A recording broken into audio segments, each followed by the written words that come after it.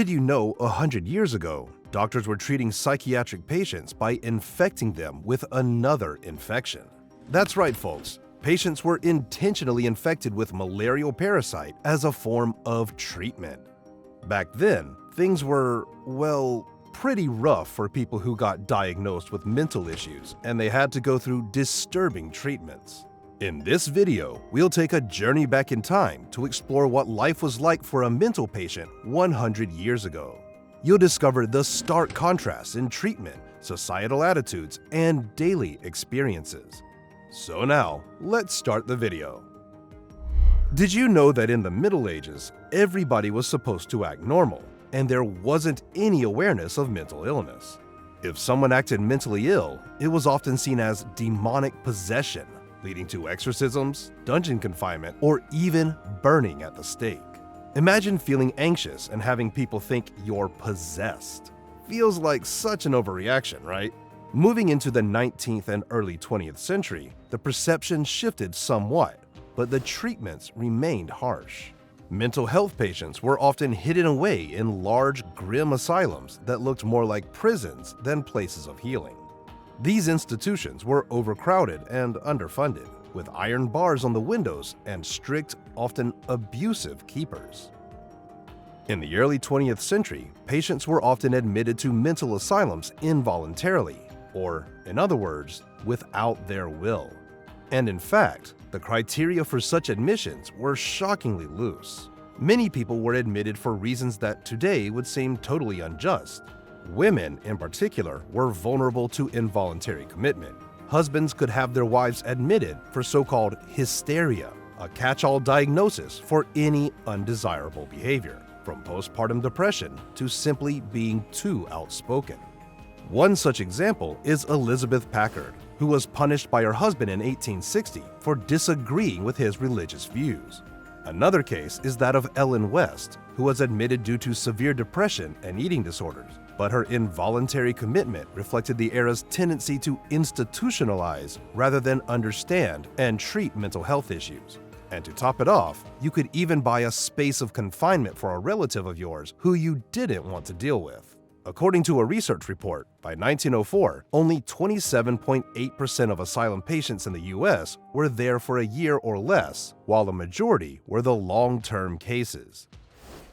Getting admitted to a mental asylum in the early 20th century was alarmingly easy, shockingly broad, and vague. Feeling depressed? Off to the asylum. Feeling hysteric? Off to the asylum. Doctors didn't need much to label someone as insane. Conditions like schizophrenia, bipolar disorder, or even epilepsy could land you a one-way ticket. But this didn't stop there. Being poor, homeless, or simply an immigrant who didn't speak English well could also be grounds for admission. When a patient got admitted, he or she was now a prisoner more than a patient needing care. These places resembled medieval dungeons more than hospitals. Patients were put in straitjackets and shackles to restrain their movement and keep them under control. In 1887, the 23-year-old Nellie Bly pulled off one of the boldest stunts in journalism history. She pretended to be insane to get herself committed to the Women's Lunatic Asylum on Blackwell's Island. Why would she throw herself in a mentally ill environment? Well, she was on a mission to expose the horrendous conditions within. Once inside, she discovered a nightmare. Patients were treated more like prisoners, and a facility built to hold 1,000 patients was accommodating 1,600 of them. She spent 10 days there documenting everything she saw and published her exposé, 10 Days in a Madhouse, just days after her release, telling all about how bad the conditions inside the asylum were. Her efforts were successful, and she gained immense fame. It shocked the public and led to real reforms in mental health care. Thanks to her bravery, funding increased and conditions began to improve. But what exactly were the conditions that she saw? And what kind of crazy treatment methods were used on patients? Before we dive in, could you take a quick second to like and subscribe if you're enjoying the video? Your support keeps the channel going and motivates me to create more great content. Thanks. Now back to the video. The diet provided to mental patients in institutions a century ago was as bleak as the institutional walls themselves. The food was unappetizing and sometimes even spoiled. According to Nellie Bly, the meals were inadequate and downright revolting. She detailed watery oatmeal, spoiled meat, and moldy and stale bread. The vegetables were often rotten or overcooked to mush, providing little nutrition or flavor, and the water provided was often polluted or contaminated. Meals were always bland, repetitive, and lacking in essential nutrients, further contributing to the deterioration of patients' physical and mental health. Now you may be thinking, why didn't anyone complain? Well, those who did or resisted were often beaten, and according to Bly, they were even threatened of sexual violence by vicious, tyrannical staffers. Malaria is an awful illness that gives you high fevers, chills, and overall a rough time. But back in the early 20th century, the infection was actually intentionally used on real mental patients, especially those who had neurosyphilis, also known as general paresis of the insane. They called it malaria therapy. The practice was developed by Austrian psychiatrist Julius Wagner-Jaureggen in 1917, and he thought that high fevers caused by malaria would kill the syphilis bacteria. Patients were given injections of blood from a person infected with malaria. The induced fever seemed to activate the immune system, leading to improvement in some cases. But did it cure them?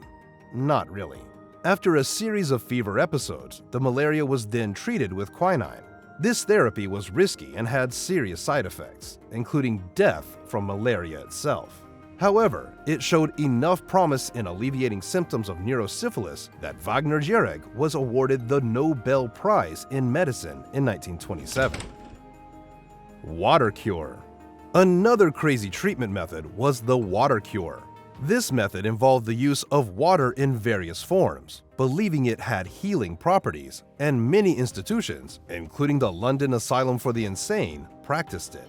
The water cure, or hydrotherapy, had many variations, like cold water plunge, where patients were suddenly immersed in icy water, the continuous bath, where patients soaked in warm water for hours or even days, and the wet sheet pack, where patients were wrapped in cold, wet sheets like a burrito.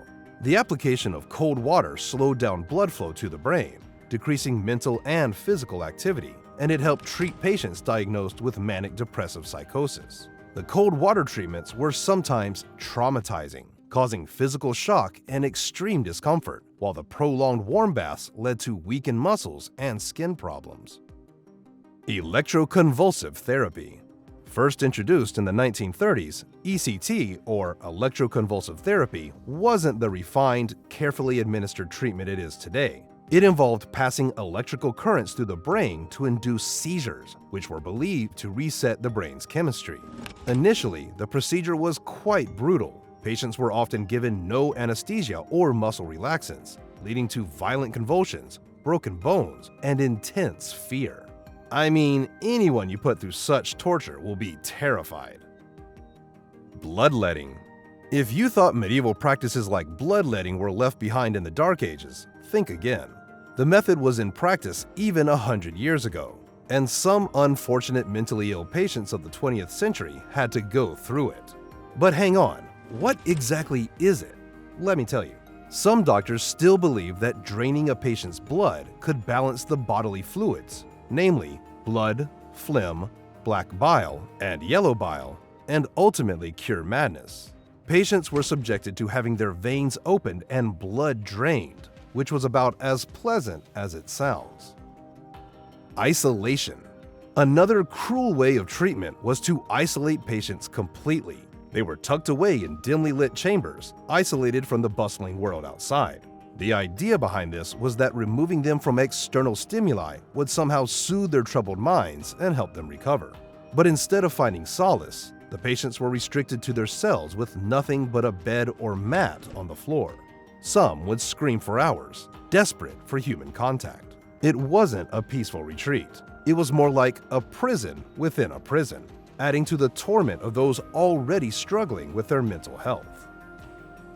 A normal person would think that if they have a disturbed family member admitted to the asylum, they would pay him regular visits. But sorry to say, family visits were about as common as spotting a unicorn in the wild. While some institutions allowed limited visitation, it was often a heavily regulated and restricted affair. Families faced bureaucratic hurdles just to secure a visit, with forms, permissions, and red tape galore. It was like trying to have a heart-to-heart chat with a chaperone at prom. Awkward and uncomfortable. So overall, if you were a mental health patient back in the day, you had to lose your freedom in a mental asylum and live in almost torturous conditions. Thank God for the modern-day attention and consideration of psychological issues and all the therapies available to help patients recover. Now tell me, what part of the video shocked you the most? Leave a comment below. If you're curious about how Americans spent their free time in the Roaring '20s, click on the video on the screen. See you there.